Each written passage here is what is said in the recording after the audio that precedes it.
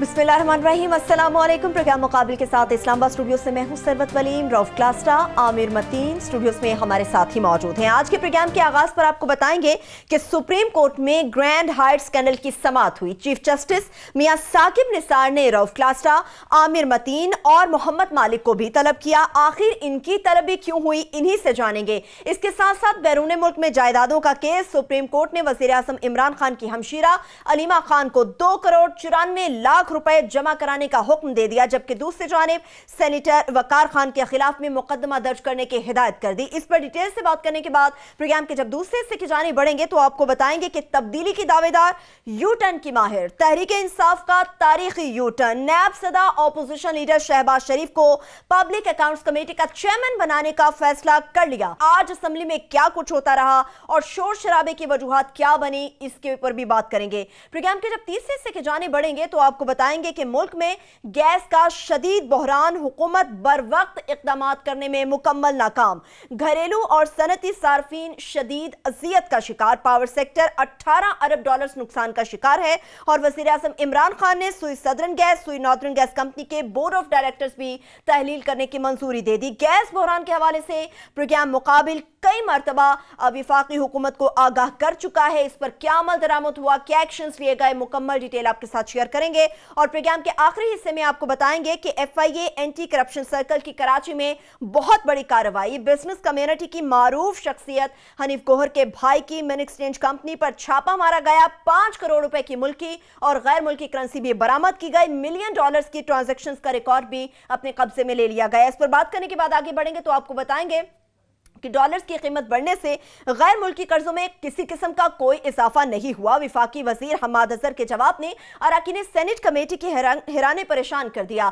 आप कमेटी और यकीनी तौर पर पाकिस्तान की आवाम के साथ मजाक कर रहे हैं। अराकीन कमेटी विफाकी वजीर पर शदीद बरहम हो गए। सेनेट कमेटी बराए खजाना का अहवाल भी मुकम्मल आपके साथ शेयर करेंगे। मगर क्लासेस साहब, जैसे कि मैंने अपने इंट्रो में कहा, देखने वाले पहले ये जानना चाहते हैं कि आज आप आमिर मतीन और मालिक साहब क्यों गए थे सुप्रीम कोर्ट, क्या हो गया? हाँ बिल्कुल, मालिक साहब ऐसे बुलाए गए थे, मैं मालिक साहब लाहौर में थे, वो नहीं पहुंच सके थे, तो हम ही पहुंचे थे।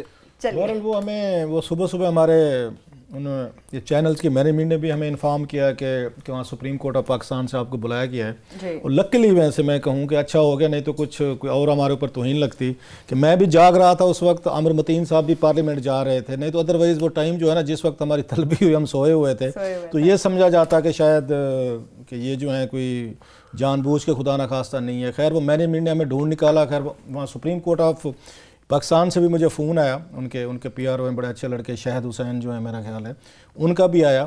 तो खैर तो हमें ये बताया गया कि वो आपको chief justice of Pakistan Saqib Nisar साहब ने बुलाया है और किसी वो जो उन्होंने यहाँ ग्रैंड कॉन्स्टिट्यूशनल 1 पे जो बिल्डिंग है जिसका स्कैंडल आपको पता है, हम बड़े अरसे से हम फॉलो कर रहे हैं, स्टोरीज भी ब्रेक कर रहे हैं। उसके बाद वो सुप्रीम कोर्ट ऑफ पाकिस्तान में गया। इससे पहले आपको याद होगा यहाँ पे ये इस्लामाबाद हाई कोर्ट में आया। यहाँ पे जस्टिस अतर मनीला साहब जो आजकल चीफ जस्टिस है, उन्होंने इस पर एक बड़ी उन्होंने वो लिखी, जजमेंट लिखी और उस पर उन्होंने पूरा नल एंड वैड करार दिया। उसमें CDA की क्या इरेगुलरिटीज़ थी, बाकी जो बड़े बड़े लोग थे उन तमाम की डिटेल्स जजमेंट में सब कुछ वहाँ पे लिखा हुआ है।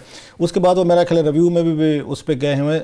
Same time supreme court of Pakistan में भी इस वक्त वो केस जो है चल रहा है, तो उसी से ये रिलेटेड उन्होंने हमें ये बुलाया था चीफ जस्टिस साहब ने। तो हम चाहते हैं ताकि जो बातें वहाँ पे हुई हैं, जो उनकी साइड जो है वो लोगों के सामने आनी चाहिए।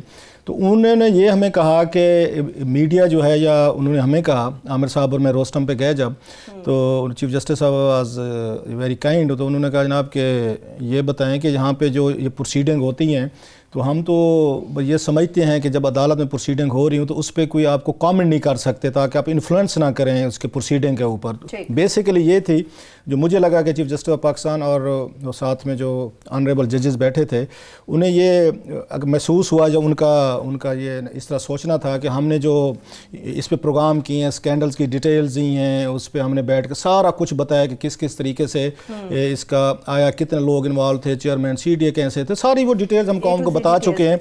इसमें FIA का क्या रोल रहा है, इसमें वहाँ इंटीरियर का क्या रोल रहा, इसमें CDA का क्या रहा, इसमें अलाटीज़ के क्या मसले थे, अलाटीज़ की क्या डिमांड्स थी कि हमें F6 F7 में प्लाट दे दें, और इस तरह की बड़ी चीज़ें जो थी।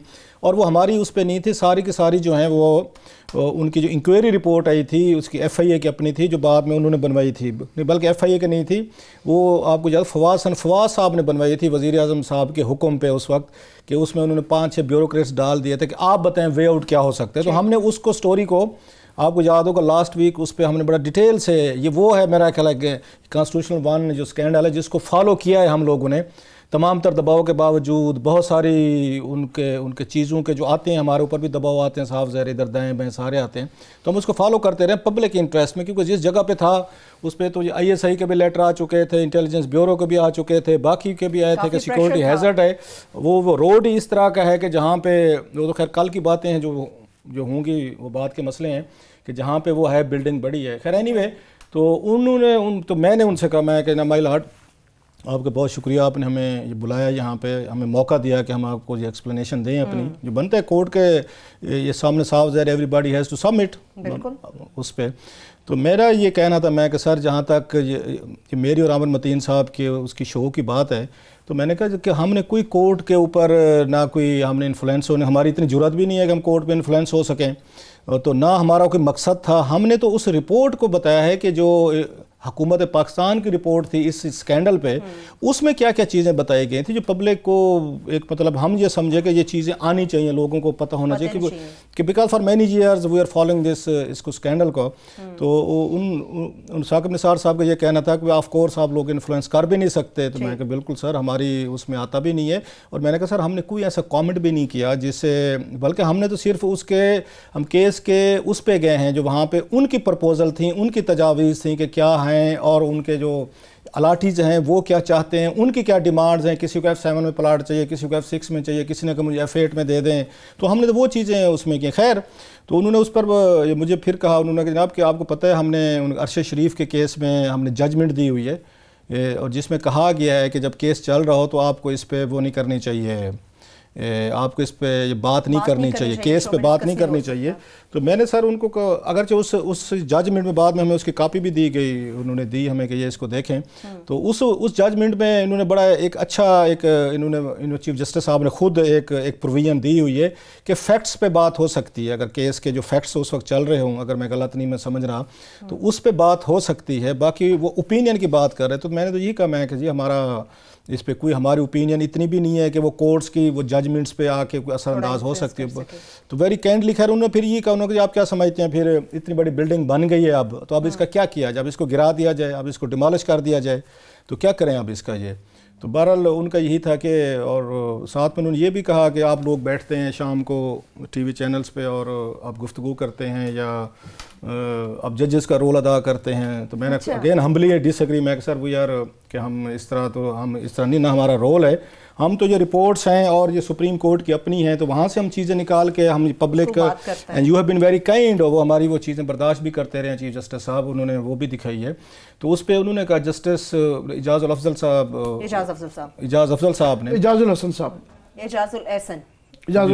उन्होंने कहा, मुझे कहा क्लासा साहब कि फिर आप ये जहन में रखें कि जो अदालत का यहाँ पे वो होता है रिकॉर्ड है, वो भी उसी प्रोसीडिंग का हिस्सा ही होता है, ठीक, बर उनका उस पर था। एनीवे, तो फिर आखिर में यही मैंने कहा मैं कि जनाब कि अगर आप जो समझते हैं we will be careful in future, तो that's how it ended very graciously. तो ये हुई है सारी किया।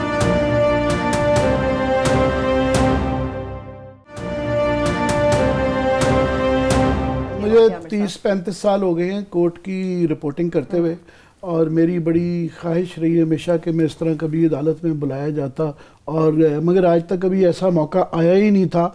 और इस दौरान में बहुत बहुत बड़े पाकिस्तान की तारीख के केसेस जो हैं वो हम कवर करते रहे हैं, और जिसमें पैनमा शामिल है। पैनमा के अंदर आपको याद है कि रोज़ जब के वो केस चल रहा था, रोज़ उस पर हम अपने कमेंट्स देते थे, मगर अदालत को कभी मौका नहीं दिया कि हम जो एक बीच में एक थिन लाइन होती है, ग्रे एरिया होता है कि सब जुडिस एक मामला है, प्रोसीडिंग्स हैं, अदालत की कार्रवाई है, अदालत की ऑब्जर्वेशंस हैं, और पब्लिक इंटरेस्ट जिसको कि हमारा मीडिया का एक काम है वॉच करना, और फेयर कमेंट एक होता है, फेयर कमेंट के वो एक थिन लाइन होती है।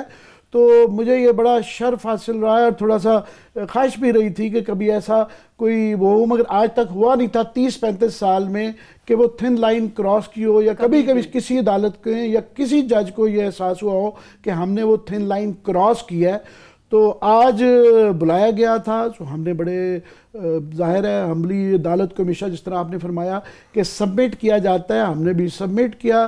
चीफ जस्टिस साहब के फरमूदात सुने बड़े तहम्मुल से, जैसे कि सुनने चाहिए।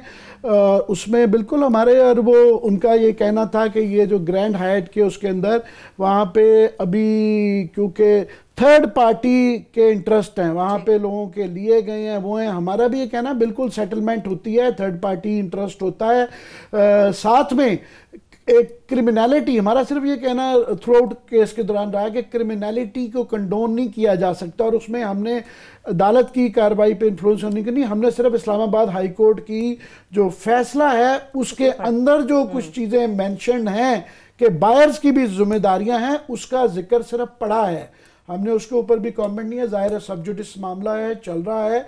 सो वो थिन लाइन को हमने पूरी कोशिश की है कि पब्लिक इंटरेस्ट को जो कि हमारी ड्यूटी है और फेयर कमेंट करना भी हमारा राइट है जो है, तो उसमें वो थिन लाइन क्रॉस नहीं होनी चाहिए। हमने हमेशा कोशिश की ना क्रॉस हो। बहरहाल इस वक्त वो बुलाया गया, हमने सुन लिया, point has been registered. Chief justice चलता रहेगा। आपने फेयर कमेंट की बात की ना, तो चीफ जस्टिस साहब ने ये बात की, उसको मेरा ख्याल थोड़ा सा ऐड कर दूं कि उसमें एक ये जरूर था कि वो जस्टिस एजाज एहसन साहब ने ये पॉइंट आउट किया कि ये एक रिपोर्ट आई थी जो कि पीएम साहब की निगरानी में बनाई गई थी एक कमेटी, ये हमने पॉइंट आउट उसके अंदर ये किया था कि उस कमेटी के अफराद, उसके अंदर वो अफराद थे जो कि एक कॉन्फ्लिक्ट आता है कि वो मुल्जमान में शामिल थे कि ये जो लैप्सेस हुए थे सीडीए की तरफ से, जो उनको बार बार इजाज़त दी गई गैर कानूनी चीज़ों की, और गैर कानूनी हम नहीं कह रहे, इस्लामाबाद हाई कोर्ट की जजमेंट के अंदर है, वो इश्खास जो कि डायरेक्टली जिन्होंने वो उस बोर्ड के हिस्से रहे हुए वही कमेटी के मेंबर थे। सो ये कॉन्फ्लिक्ट था जो कि हमने पॉइंट आउट किया था, and we stand by that कि ये हमारा फर्ज बनता है कि उसके अंदर कोई लैप्सेस हैं या उसके अंदर कोई कॉन्फ्लिक्ट है, उसको पॉइंट आउट करना हमारी ड्यूटी है, and we will always perform those duties. बाकी उसका वो जो उन्होंने बात की ना फेयर कमेंट की, इस पे चीफ जस्टिस साकिब निसार साहब का कहना था कि जब जजमेंट आ जाए तो फिर राइट है मीडिया का या किसी इंडिविजुअल का कि वो ये फेयर कमेंट कर सकते हैं, एक चीज़। दूसरा जो मेरा ख्याल है, हमें ये कि हम किसी पे एहसान नहीं करते, मैं थोड़ा सा इस पे और भी बात करूं मैं, कि ये नहीं है कि मतलब लोग हमें जानते भी हैं कि पिछले 20-25 साल से हमने किस तरह का जर्नलिज्म किया है, कितने बड़े हमने वो, बल्कि मेरी बीवी मुझे कहती है, मुझे कहने में हर्ज नहीं है कि रोज़ाना तो 20 नए दुश्मन बना के आता है, known and unknown both. It's a tough job, मतलब जर्नलिज्म में रहना, इतने बिग यहाँ पे मगरमच्छ हैं, कॉर्पोरेट सेक्टर वर्ल्ड है, माफियाज हैं, पुलिस है, डॉन है, या रूलिंग एलीट है, सीक्रेट एजेंसीज हैं, एस्टेब्लिशमेंट है, डेली किसी ना किसी के साथ हमारा वो चल रहा होता है। So it has been very tough ride हमारे लिए भी थी। और इसके बावजूद मेरा ख्याल है जो हमारे व्यूअर्स हैं या हमें पढ़ने वाले जितने भी, हमें पहले उसमें न्यूज़ में इतनी डायरीज हमेशा लिखते थे, पार्लियामेंट से इंग्लिश में लिखते थे, बड़ी पॉपुलर थी इनकी उस वक्त, या मैं उसमें रिपोर्टिंग करता रहा हूँ, या हमने कॉलम लिखे हैं या शोज़ करते हैं। मेरा ख्याल है हमारी कंसिस्टेंसी हमेशा एक रही है। ये होते कन्विक्शन, वो किसी को फेवर नहीं होती। इफ्तिखार चौधरी साहब से मेरी आज तक मुलाकात नहीं हुई सर, विल जो बिलीव, इस्लामाबाद का हर जर्नलिस्ट उनसे जाके मिलता था, जिन दिनों वो चीफ जस्टिस भी थे।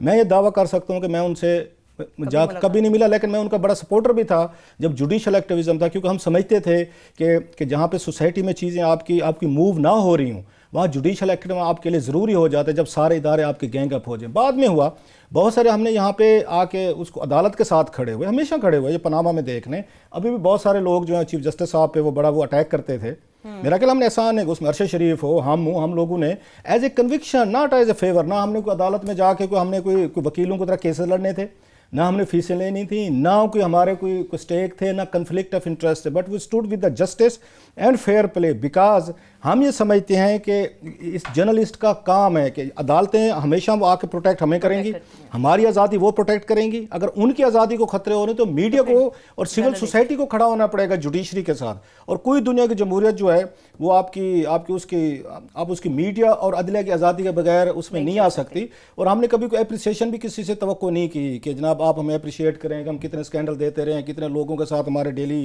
या मसले होते हैं, लाइफ में बहुत सारे इश्यूज़ होते हैं, लेकिन तो एक आपको आता है, इससे पहले भी हम अदालतों में बुलाए जाते रहे हैं कि उनके कोई इस पे हमें नहीं किया था उन्होंने, लेकिन हम इतना ज़रूर कहते हैं, अरशद शरीफ हूँ, हमारे जैसे लोग हों, हमने यहाँ हुकूमतों को, स्टैब्लिशमेंट को, बड़े बड़े लोगों को अपना दुश्मन बना के, नॉट, मैं फिर कह रहा हूँ, ये हमारा चॉइस था, दीज आर आवर चॉइसेस। तो हमने खड़े होकर इस सोसाइटी के लिए खड़े होने की कोशिश की है कि बड़े लोगों के साथ अलाइन नहीं होना हमने। इसके लिए बड़ी हमें क्या कहना चाहिए, मुश्किलें भी देखनी बड़े छोटे की बात नहीं है, जो कि रॉन्ग साइड ऑफ लॉ जो है उसके साथ हमने कोशिश की है, पता नहीं कितना कामयाब हुए हैं। It is for people and our viewers to जज कि हम कितनी कोशिश करते हैं। वो हम अगर जैसे आमिर ने कहा करते भी रहेंगे, और हमारे कोई ना इसमें पर्सनल इंटरेस्ट हैं, ना कोई हमारे कोई स्टेक्स हैं, ना हमारे कोई केसेस हैं, ना हमने कोई बैठ के कोई उनकी, मेरा ख्याल है उनको नहीं, चीफ जस्टिस साहब को खुद पता है कि हमारा पिछला 1 साल में मेरा ख्याल हमारे फोरम से सबसे ज़्यादा, ना अगेन उन्होंने बड़े अच्छे काम किए, बड़े अच्छे सुओ मोटो लिए हैं, ह्यूमन राइट्स पे लिए हैं, बाहर निकले हैं, एक्टिविज्म, डैम पे, दीगर चीज़ों पे उन्होंने बड़े अच्छे काम किए हैं। वी ऑलवेज उनको सपोर्ट किया है। सो हमारे कमेंट्स जो होते हैं वो हो सकता है एरर ऑफ जजमेंट हो सकती है, लेकिन नीयत ख़राब नहीं हो सकती कि हम अदालतों पे हमारी इतनी जी वो क्या कहा कि हमारे इतने भी हम, मेरा ख्याल है वो नहीं है कि हमारी किसी ओपिनियन से कोई फैसले जो है ना सर वो बदल जाए, इतना भी हम अपने आप को इतनी बड़ी शय नहीं समझते। वी आर वेरी स्मॉल उसमें, उसी के साथ ही रहना चाहते हैं। बट एनीवे उनकी उन्होंने ग्रेजेस उन्होंने दिखाई, उन्होंने चीफ जस्टिस साहब ने हमारा पॉइंट ऑफ व्यू सुना और इस चीज़ को उन्होंने वहाँ पे उन्होंने कहा जो इट्स फाइन। ठीक है, आपने सुप्रीम कोर्ट की बात की, क्लासेस साहब, बैरून मुल्क की जायदादों का केस भी तो था सुप्रीम कोर्ट में, अलीमा खान प्राइम मिनिस्टर इमरान खान की हमशीरा, उनसे मुतालिक भी बड़ी आमिर साहब वैसे इंसाफ का तकाजा एक और भी बनता है। अलीमा खान की स्टोरी सर आपको याद होगा, मैंने बताई थी कि अलीमा खान साहब की दुबई में प्रॉपर्टीज हैं, इलीगल है सर। सेनेटर वकार की भी हमने बताई थी सर। अब अलीमा खान साहब ने 2 करोड़ और 94 लाख रुपया उन पर जुर्माना हुआ है, कोई हमारा हिस्सा नहीं होना चाहिए इसमें से। सेनेटर वकार पे पर्चा हो गया, मतलब है वो करे मेहनत करे, फाख्ता भी अंडे खाएं कवे। मेहनत हमने की है और पैसा जो सारा कुछ वो करने वाला है वो आप FBR वाले आप वो बड़े वो बन जाएंगे। फ्लैट्स भी पता नहीं क्या क्या नुकसानात हुए हैं। वो आसमार बाप हमारे फ्लैट खा गए लंदन वाले सर, वो उसने कहा जी 4 फ्लैट ढूंढ के दे, हम ढूंढ के लाए, वो गायब हो गए, उसके बाद अब वो नैब ले लेगा। मुझे अभी जरा ब्रेक की जानिब बढ़ना है, जब ब्रेक से वापस आएंगे अलीमा खान साहब से मुतालिक और सेनेटर वकार से मुतालिक जो आपको याद दहानी कराई, एक छोटा सा वेबसाइट पर भी करेंगे, मगर इसके साथ साथ तब्दीली की दावेदार तहरीक इंसाफ की भी बात करेंगे जिन्होंने यहाँ पर एक तारीखी यू टर्न ले लिया। छोटी सी ब्रेक, हमारे साथ रहिए।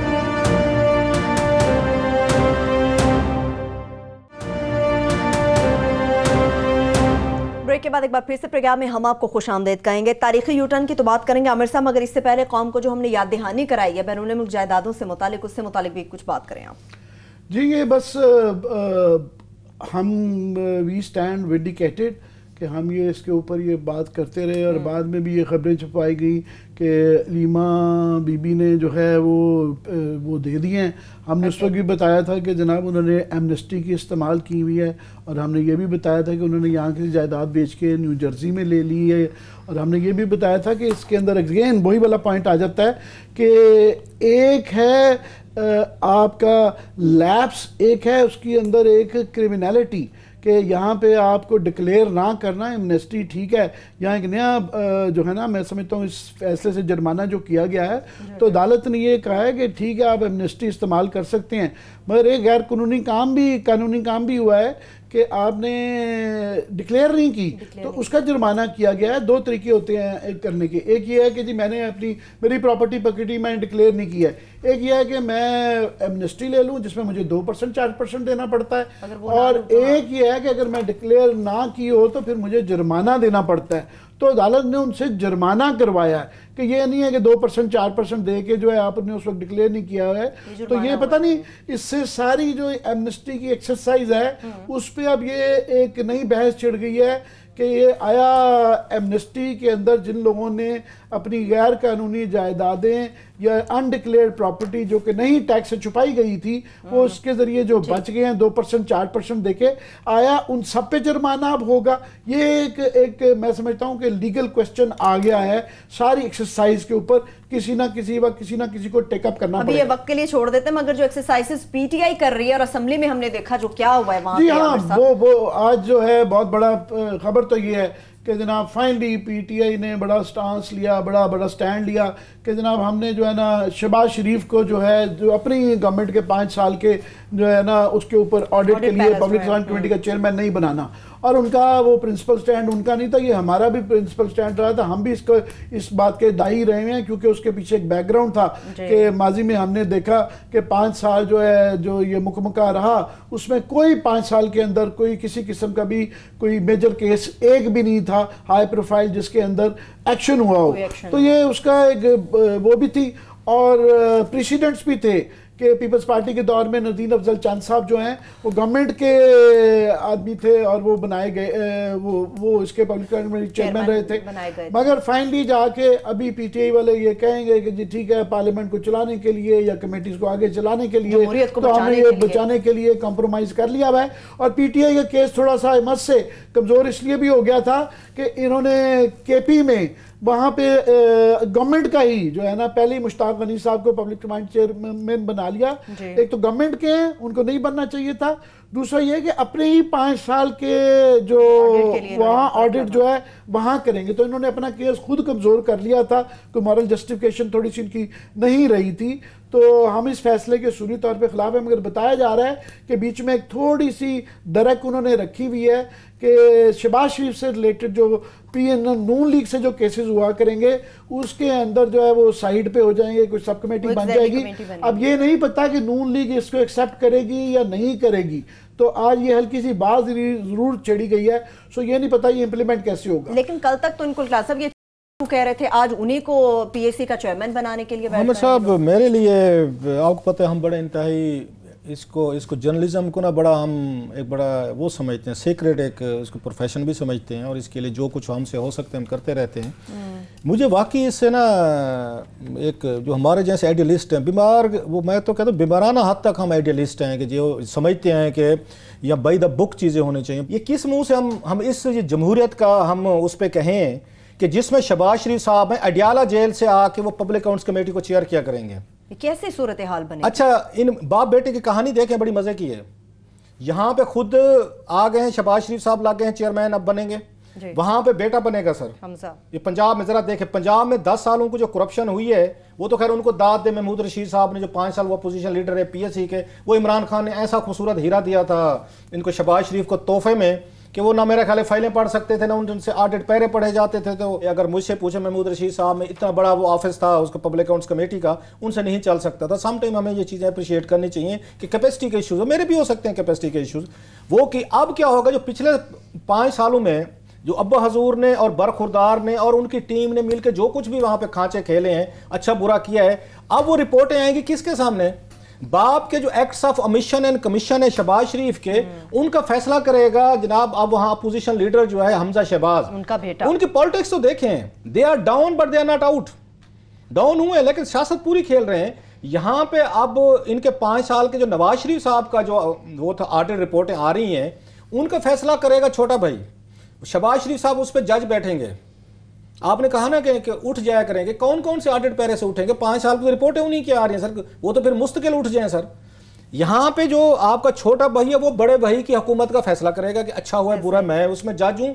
वहाँ पे जो बेटा है वो फैसला करेगा मेरे बाप ने अच्छा किया सही किया, ये पाकिस्तानी जमहूरियत है, ये ब्रांड है। आपको याद है जब इमरान खान से हमारी मुलाकात हुई थी, मैं इतनी हद तक इमरान खान को जरूर दाद देता हूँ कि ये बात उनको समझ में आ गई थी। उस वक्त जब ये सवाल उठा था, मैं था, खबर घुमन था, हमने ये चीज़ें उठाई थी खान साहब के पास। जब बात की ना पब्लिक अकाउंट्स कमेटी के चेयरमैन की, तो फवाद चौधरी साहब ने मुझे कहा, याद है उन्होंने कहा था जी वो तो आपको पता है अपोजिशन को देना पड़ता है। तो मैंने उस पर कहा था, मैं अपोजिशन का मतलब तो जो है शहबाज शरीफ। इमरान खान को ये बात समझ आ गई, उन्होंने फौरन कहा शहबाज इसको, फवाद में साथ ही बैठा था, कहते नहीं फवाद हम उसको कैसे दे सकते शहबाज को, तो and he was absolutely right.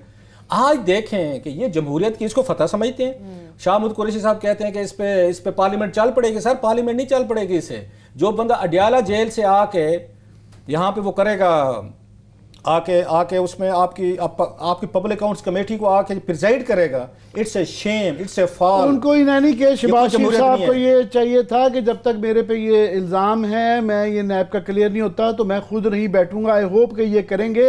ये जो आर्गूमेंट दिया जा रहा था मीडिया के अंदर कि जनाब वो क्योंकि अगर गवर्नमेंट का होगा तो वो बड़ा हॉस्टाइल का होगा, अकाउंटेबिलिटी हॉस्टाइल ही होनी चाहिए। और ये उस तरह की अकाउंटेबिलिटी हॉस्टाइल नहीं है। इसके अंदर इंस्टीट्यूशन इन्वॉल्व है कि ये सिर्फ शहबाज शरीफ ने फैसला नहीं करना, इसमें तरीकाकार ये है कि पहले ऑडिटर जनरल ऑफ पाकिस्तान है, उसकी ऑडिट रिपोर्ट होती है, एक प्रोसेस से गुजरती है, फिर वो कमेटी के पास आती है और उसके अंदर कमेटी के अंदर भी मेंबरान होते हैं। अकेले आदमी ने फैसला नहीं करना। और जो पीएसी के चेयरमैन को जो सबसे बड़ा इख्तियार होता है वो ये होता है कि उसको वो डिले कर सकता है। इमरान खान साहब की इनकी पार्लियामेंट की ना इससे फाल, ये उनकी शिकस्त है और इससे पार्लियामेंट की इज्जत बढ़ेगी नहीं, इससे कम होगी कि आपने एक ऐसे बंदे को पब्लिक अकाउंट्स कमेटी का बनाया है जो मेरा ख्याल है लास्ट जो अपने ही केसेस के ऊपर खुद अदालत बन के अपने भाई के फैसले करेंगे, वहां पे बेटा बाप की करेगा। यार इसको जमहूरियत कहेंगे और आप हमें कहते हैं हम इसको जमहूरियत चला रहे हैं। इमरान खान को इस पे स्टैंड लेना चाहिए था, इनको कमेटीज बना देनी चाहिए थी। बैठना है बैठे, नहीं बैठना घर जाए। हर एक ने 80 ये 5-5 हजार रुपए की जेली हाजिरियां लगाने के लिए नहीं बाज आते। तो 80,000 कहां छोड़ेंगे? 80,000 रुपए इन्होंने छोड़ना था सर। जो 5,000 रुपए की जेली हाजिरियां लगाते हैं कि 5,000 रुपए मिलेगा, आपका ख्याल 80,000 रुपए पे उन्होंने छोड़ना था। इमरान खान साहब के पास अभी मैं कहूंगा ये सारी कमेटीज को अभी भी उनको कहें, स्पीकर को कहें इनके बंदे डालो, इनको कमेटी जो देनी है दो, इनके चेयरमैन बनाओ, उनको हिस्सा चलाएं, नहीं चलाते इनकी मर्जी सर। ये बहुत बड़ा ना इसको मेरा दिल दुख है आमिर साहब, जो हम पार्लियामेंट से एक मोहब्बत रखते हैं, जमहूरियत से रोमांस रखते हैं। एटलीस्ट वो जो आज कहते हैं ना, मेरा आप जो कहते होते मेरा दिल बड़ा जल्दी दुखता है। आज सर जी दूसरी दफा आपका दुखा है दिल। ठीक है, सुबह वहां पे दुखा तो आज शाम को यहाँ दुख। ठीक है, अब जो अवाम का दिल दुख रहा है सुबह शाम आमिर साहब गैस की वजह से, वो कौन को म्याज़ गैस का वो हम अच्छा नहीं लगते ये कहते हुए कि जनाब हम देयर यू गो अगेन। हम ये कह रहे थे, ये पिछले 5 माह से 4 माह से हम ये शोर मचा रहे हैं इस चैनल के अंदर कि ये गैस की लोड शेडिंग होने आ रही है, दिसंबर में आएगी, दिसंबर के दूसरे हफ्ते में आएगी। हमें पता चल रहा है बाहर से बैठ के, तो पिछली गवर्नमेंट का तो कसूर था क्योंकि ये अभी इमरान खान साहब ने, प्राइम मिनिस्टर ने इंक्वायरी कर दी कि 72 घंटे के अंदर मुझे बताओ, और सुई नॉर्दर्न गैस और सुई सदर्न गैस के जो बोर्ड्स हैं वो कैंसिल कर दिए और मुझे बताया जाए कि इसके अंदर जो है किसकी वजह से ये गैस की लोड शेडिंग हुई है। और उसके अंदर उन्होंने ओगरा के चेयरपर्सन तो डाले, बड़ा अच्छा किया, डाल दिया। उसके साथ उन्होंने पेट्रोलियम मिनिस्टर के 3 डीजी डाल दिए हैं। अच्छा, मजे की बात यह है कि प्राइम मिनिस्टर अभी भी उनको सही तरीके से नहीं बताया जा रहा कि इसके अंदर जो लैप्सेस हुए हैं, जो क्रिमिनलिटी हुई है, उसके अंदर पेट्रोलियम मिनिस्ट्री के ही ऑफिशियल्स थे। और जो लार्जली ये, क्योंकि ये वाकया आज इस दफा नहीं हुआ, पिछली गवर्नमेंट के दौर से शुरू हुआ है कि क्या था, एलएनजी के कार्गोज आ रहे थे। ये लार्जली हमारी थोड़ी सी अपनी डोमेस्टिक गैस के अंदर भी कमी आई है, मगर उसको जो ऑफसेट करना था, उसको जो बराबर करना था, वो एलएनजी जो इंपोर्ट करनी थी कार्गोज, इन्होंने डिमांड कम करके सुई गैस वालों ने घपला किया पेट्रोलियम मिनिस्ट्री के साथ मिलके कि जनाब ये कैंसिल करवाए गए और ये डिमांड कम करवाई गई और ये सिलसिला पीटीआई के 4 महीनों के अंदर भी जारी रहा।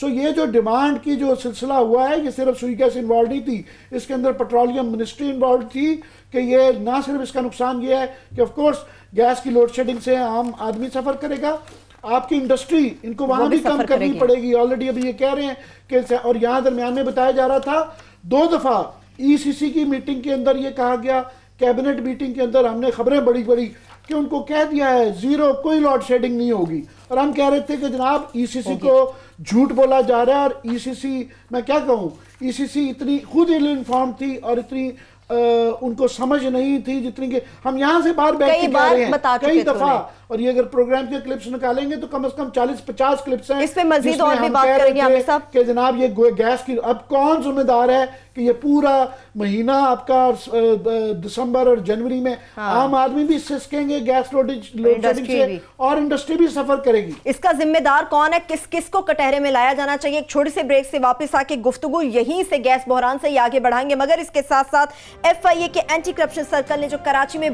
बहुत बड़ी कार्रवाई की है उससे मुतालिक भी आपको अपडेट करेंगे। छोटी सी ब्रेक, हमारे साथ।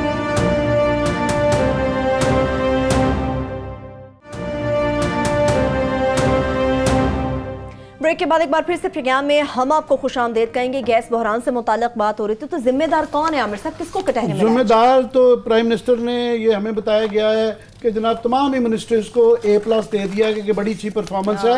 ये मिनिस्ट्री ऑफ पेट्रोलियम और ये जो एनर्जी है उसकी तो परफॉर्मेंस सामने गैस लोड शेडिंग हो गई है। साथ में आज एक जो सबसे बड़ा धमाका हुआ है वो वर्ल्ड बैंक की रिपोर्ट आई है। उन्होंने कहा है कि पाकिस्तान के एनर्जी सेक्टर के अंदर जो गलतियों की वजह से, मिसमैनेजमेंट की वजह से $18 बिलियन का सालाना लॉस है क्लास साहब, ये जितने रेमिटेंसेज आ रहे हैं, जितने आपकी ये जो तरले कर कर के सऊदी अरेबिया से इधर से पैसे ला रहे हैं, अगर सिर्फ ये एनर्जी के ऊपर प्राइम मिनिस्टर साहब और असद उमर साहब फोकस कर दें, इनके साथ मिलके, गुलाम सरवर साहब के बस की बात नहीं है, ये एक बंदे के बस की बात नहीं है। इस मैस को अगर ठीक कर लें तो $18 बिलियन, मैं दोबारा फिगर कर रहा हूं, बहुत बड़ा है।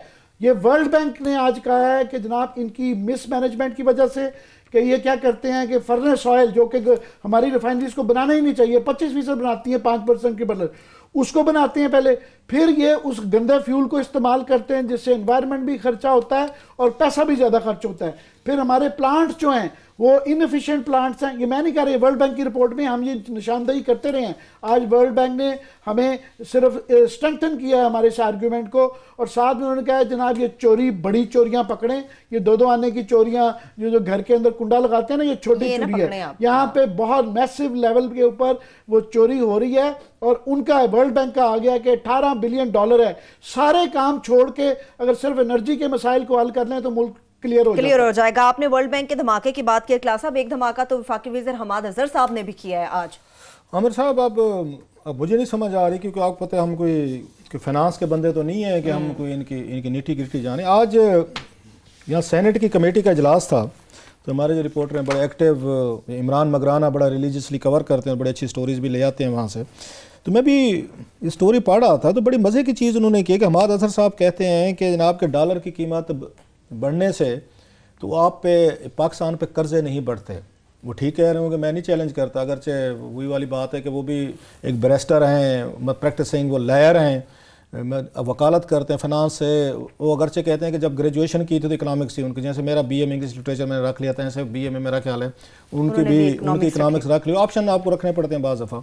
सो वो ये कहते हैं कि मैंने BA में किया हुआ है, इकनॉमिक्स की हुई है, वो ठीक है। तो बाकी वो मानते हैं कि मैंने बार लॉ किया हुआ है। वो अब ये कह रहे हैं कि जनाब के हमाद अजहर साहब जो मिनिस्टर ऑफ फाइनेंस हैं यहाँ पे स्टेट मिनिस्टर, कि डॉलर की वजह से कोई मसला नहीं होता, कोई लोन नहीं बढ़ते। वो ठीक कह रहे होंगे, मुझे उनकी बात थोड़ी समझ में आती है, क्योंकि वो ये कहते हैं जनाब कि डॉलर के बदले आपको बैरून मुल्क डॉलर ही देने पड़ते हैं, ये उनका ये कहना है।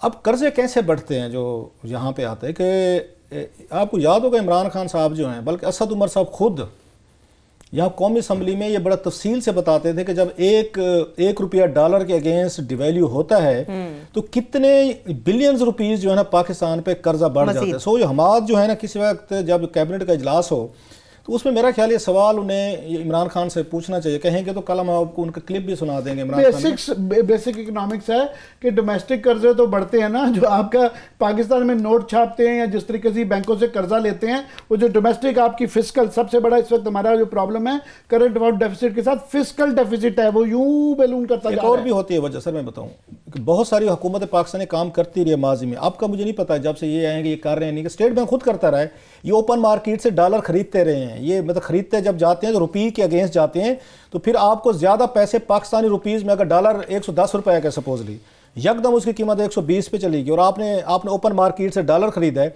तो 10 रुपये पर डॉलर पे जो हुकूमत पाकिस्तान दे रही है वो पैसा कहाँ से आ रहा है? वो बैंकों से आप बारोइंग करते हैं, डोमेस्टिक बारोइंग जिसको कहते हैं। जरूरी नहीं है कि आपकी डॉलर के अगेंस्ट बढ़ रही हो, आपकी तो डोमेस्टिक बारोइंग भी बढ़ रही होती है, क्योंकि फिर आप शॉपिंग करने जाते हैं, जब आपने डॉलर लेने हैं और रेमिटेंसेस कम है, आपके पास अगेन एक्सपोर्ट आपकी नहीं है, आपके पास पैसा नहीं है, तो फिर ये हुकूमत पाकिस्तान अपने मार्केट से डॉलर खरीदती रही है, ओपन मार्केट से जाके, इन मनी एक्सचेंज से बड़े बड़े जो हैं, इवन दुबई से भी वो बहुत सारे लोग आके इनको सेल करते रहे।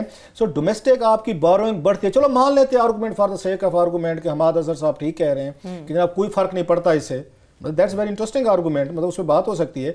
तो ये हमें जरा क्लियर करवा दें असद उमर साहब से भी, कल उनके क्लिप भी आपको ढूंढ के हम उनको सुनवा देंगे, और फिर इमरान खान साहब भी ये हमें कहते रहे। सो तीनों बैठ के फैसला कर लें कि डॉलर की डिवैल्यू से क्या कर्जे बढ़ते हैं या नहीं बढ़ते। जब आप तीनों का कोई फैसला हो जाए तो मेरे जैसे कंफ्यूज जो हैं उनको जरा फिर कोई एक प्रेस रिलीज जारी करके बता दीजिएगा हमाद अजहर साहब कि जनाब के नहीं जनाब बढ़ते हैं या नहीं बढ़ते। हम कोई जजमेंट ये नहीं दे रहे, महफूज रख। ठीक है, लास्ट 5 मिनट है मेरे पास क्लास साहब, लेकिन जो कराची में कार्रवाई हुई है FIA की जानिब, वो भी कौम को बताना जरा बेहद जरूरी है। आमिर साहब, आज बड़ा एक ये काम ऐसे बहुत पहले होना चाहिए था, FIA इसे लेट किया मेरा ख्याल, क्योंकि अगेन इनको तजर्बाकारी का मसले आ रहे थे। डॉलर को जब भी आपने, या तो खुद आप इसमें शामिल थे, इसमें वो कहते हैं पार्टनर्स इन क्राइम, जो लग रहा है कि इन्होंने गवर्नर स्टेट बैंक पर डालने की कोशिश की थी, जो हमें तो बताते नहीं है गवर्नर साहब, हालांकि कमेटी बनी हुई है, वैसे उस पर भी हम किसी वक्त बताएंगे। बाकायदा एक कमेटी है जो झूठ बोला गया हमारे साथ, एक कमेटी है जिसको फाइनेंस मिनिस्टर हेड करते हैं, वो बैठ के फैसला करती है कि डॉलर की कीमत बढ़नी है या घटनी है। ये जो हमें सुनाई जा रही है ना कहानी कि नहीं जनाब हमें तो पता ही नहीं चलता और हमें ये नहीं होता, सारा ये कुछ और स्टोरी है। अब वो ये कह रहे हैं कि इन्हें पहला काम ही यही करना चाहिए था कि ये डॉलर को रोकने में सीरियस होते आमिर, FIA को इस्तेमाल करते अगेंस्ट मनी आपके एक्सचेंज डीलर जो हैं, क्योंकि जो हवाला हुंडी किन के जरिए होती है, जो डॉलर पाकिस्तान से फ्लाइट करते बैंकिंग चैनल के जरिए, तो कोड है इतने की अमाउंट आप एक मखसूस अमाउंट भेज सकते हैं। ये जो लाखों करोड़ों डॉलर बाहर जा रहे थे, दुबई में 10 अरब डॉलर की प्रॉपर्टीज खरीद लें, कैसे खरीदी हैं? हवाला हुंडी के जरिए खरीदे उन्होंने। आज जो मजे का काम हुआ ना आमिर साहब, दैट्स वेरी इंटरेस्टिंग। FIA ने जो छापा मारा है वो कराची की उनकी मशहूर बिजनेस शख्सियत है, उनका नाम है हनीफ गौहर। हनीफ गौहर जो है, इनके भाई की मनी एक्सचेंज पे छापा मारा गया ये, और ये PTI में शामिल हो गए थे 2017 में। ये इमरान खान के साथ इनकी तस्वीरें भी हनीफ गौहर साहब की। सो बेसिकली ये PTI के वो हैं, मतलब खुद इनका तल्लुक, हनीफ गौहर साहब बड़ा, ये कराची में बड़ा नाम है, खुद भी बिजनेस करते हैं। इनका जो भाई है उनका नाम है खालिद, उनकी एक्सचेंज पे छापा मारा गया है सर। हमने इनसे रब्ता किया, हमारे जो जैसे मैंने कहा मल्टी जहाँ टास्किंग हम करते हैं, राना अशरफ साहब के ज़िम्मे हमने ये ड्यूटी लगी। मुश्किल काम यही होता है जो राना अशरफ करते हैं कि ज़रा वर्जन ले लिया जाए हनीफ गौहर साहब से। हनीफ गौहर साहब ने ये बातें वहाँ पे उन्होंने कंफर्म किया, लेकिन ये कहा है कि जनाब कि वो एक तो मेरी नहीं थी, पहले शुरू में खबरें आ रही थी कि शायद इनकी अपनी है, तो उन्होंने इसको डिनाई किया है कि मेरे भाई की है। FIA ने भी बाद में जो अपना प्रेस रिलीज भेजा उसमें उन्होंने यही कहा है। और साथ में जो उन्होंने बड़ी बात की हनीफ गौहर ने, बिकॉज मैंने कहा ना PTI में खुद ये शामिल रहे हैं इस पे, वो ये कहते हैं कि FIA जो है वज़ीर आज़म इमरान खान को कारकर्दगी दिखाने के लिए जैली कार्रवाइयाँ कर रही है। अच्छा, वो ये कह रहे हैं कि ये सारा ये कॉस्मेटिक है, इस पे है। और वो हनीफ गौहर साहब ने ये भी कहा कि FIA ने मेरे भाई को गिरफ्तार नहीं किया। उनका कहना था मेरा कारोबार जो गौहर एक्सचेंज कंपनी के नाम से है, और उसने FIA ने इनके बकौल हनीफ गौहर के जो PTI के रहनुमा है कराची में, कि मेरे भाई खालिद अनवर के उन पर दफ्तर पर गैर कानूनी उन्होंने आके छापा मारा है FIA ने, और छापे के दरमियान जो 2 लोगों को गिरफ्तार किया गया जो इनके भाई के थे उस पर। अब सवाल ये है कि मान लेते हैं कि सारी पाकिस्तान की ये जो है हमारी एक्सचेंजेस मनी डीलर जो हैं, तो ये डॉलर बाहर कैसे जाता है? ना बैंक के जरिए जाता है। मैं अगर सपोजली ले जाना चाहूँ तो $10,000 ले जा सकता हूँ सर, या तो कोई आपको अयान अली चाहिए जो ब्रीफ केस से उठाए, जिसको पकड़े कोई ना। अच्छा, वहाँ पे FIA के पाँव चलते हैं, पता नहीं वो कैसे कैसे ब्रीफ केस जा रहे थे, चीज़ें जा रही थी। अब ये छापा उन्होंने मारा है सर। सो आमिर साहब, अगर ये हमारी एक्सचेंज कंपनीज इन्वॉल्व नहीं है, तो मुझे आप जैसे सियाने आदमी है माशाल्लाह सर, तो आप बताएं ये डॉलर, फिर ये 10 अरब डॉलर की दुबई में जदादें कैसे खरीद रही है, लंदन पैसे कैसे पहुंच गए हैं, ये हिंद सिंध कैसे पैसे पहुंचाए अगर ये मनी एक्सचेंजेस उसमें इन्वॉल्व नहीं है? बात ये है कि हमें खुद ही FIA और हमारी रेंजर्स प्यारी यही बताते रहे हैं कि यहाँ से डॉलर जो हैं ये लॉन्चों के जरिए जाते हैं, स्मगलिंग के जरिए जाते हैं, ये म्यूल्स, ह्यूमन म्यूल्स, ये जो जिस तरह आपने जिक्र किया कि अफराद को इस्तेमाल किया जाता है ले जाके, खूबसूरत अफराद। प्रॉब्लम ये है कि ये बताते भी खुद ही हैं हमें, मगर फिर ये बड़ा रेयरली होता है कि पकड़ते हैं। सो ये उन रेयर केसेस में से है कि यहाँ पे वो कह रहे हैं गैर कानूनी है, मगर ये भी इकरार कर रहे हैं कि FIA ने इतनी यहाँ से करोड़ों में रकम आती है, पैसे रिकवर भी किए हैं। सो ये एक मामला बिल्कुल उस पर चलता रहता है, इसमें तो कोई वो है नहीं है कि तमाम चीज़ों के बावजूद हवाला हुंडी एक कम हो सकती है, मगर ये हकीकत है। आपको बताया था कि डॉलर कैसे रुकेगा, क्योंकि इनकी अपनी मंशा शामिल थी, डॉलर को इन्होंने डिवैल्यू करना था। सद उमर साहब ने लाख कहते रहेगा नहीं, तो वो तो मानते हैं कि ये वो जो इंट्रा बैंक रेट के जरिए बनाया है ना, वो तो वहां तो था कि गलत तरीके से किया गया कि 148 पे गए, 145 तक रेट गया, 45 से 138 पे लेके आए। वो जो झटका लगा उसमें लोगों ने पैसा बनाया, वरना तो ऑफ कोर्स जो है इसमें हुकूमत के नोटिस में था, स्टेट बैंक ने उस कमेटी के जरिए वो किया। वो कहते हैं कि मौत दिखा के बुखार पे राजी करना, ये मौत दिखाई है 150 तक, 148 तक, उन्होंने चले साहब ने शुक्र किया कि 137 पे आके रुकने की कोशिश है। सो बेसिकली सारा प्लान के तहत था। छोटी मोटी चीजों के लिए इनके पास टाइम नहीं है कि डॉलर जो बाहर से टूरिस्ट आ रहा है वो पैसा आके यहाँ पे चेंज करवाता है, उसको आपने कैसे अपनी इकोनॉमी में लेके आना है, बैंक में लेके आना है, ताकि इसके लिए कोई पॉलिसी आपने कभी सुनी है? लास्ट 20 सेकंड्स है। कभी आपने कोई जुमला सुना हो फाइनेंस मिनिस्टर से, उनकी टीम से, गवर्नर इंतहाई वो तारिक बाजवा साहब जिन्होंने लुटिया दुबई थी और आज तक इनके डार्लिंग हैं, उन्होंने भी कहा था कि डॉलर को ये गिराना मुल्क की इकोनॉमी के लिए बड़ी जरूरी है। तारिक बाजवा साहब ने आज फरमाया कि डॉलर मेरे को 200 इसको 200 तक ले जाएं ताकि पाकिस्तान दुनिया की टॉप में जाके खड़ा हो जाए कहीं पे। ये वहां फायदे होते हैं लॉस्ट वर्ड, जहां पे आपकी जो ट्रेड है ना वो 200 अरब डॉलर 300 अरब डॉलर की हो, जहां पे आपकी 17-18 अरब डॉलर की ट्रेड हो तो पैसा गिराएंगे ना, उसमें कोई बड़ा फर्क नहीं पड़ता। कोई फर्क नहीं पड़ेगा। इसके साथ ही प्रोग्राम भी अपने इख्तिताम को पहुंच रहा है। अपना बहुत सा ख्याल रखिए। खुदा हाफिज।